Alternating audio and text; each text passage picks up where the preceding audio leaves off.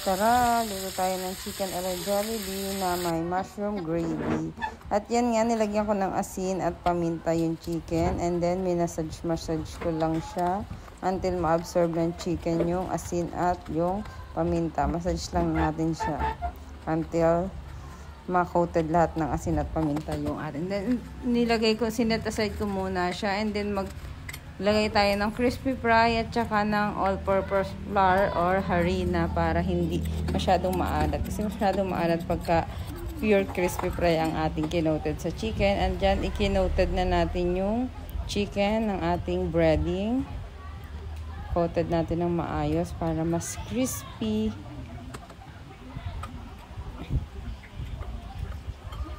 Ayan, na-coated na natin siya. And then, nagpapainit na rin pala ako ng mantika habang kino-coated ko siya.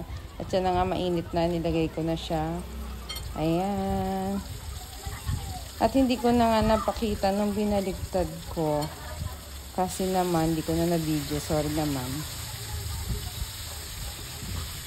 And then, yung natira natin mga breading kanina is nilagyan lang natin siya ng tubig at minix-mix natin until ma-dissolve yung ating mga flour. At tapos yung pinagpritusan natin, nalis natin yung madayang mantika, tinira lang natin yung mga gravy na natira. And then, yan minix ko lang, nilagyan ko ng mushroom. Kaya yan, kainin.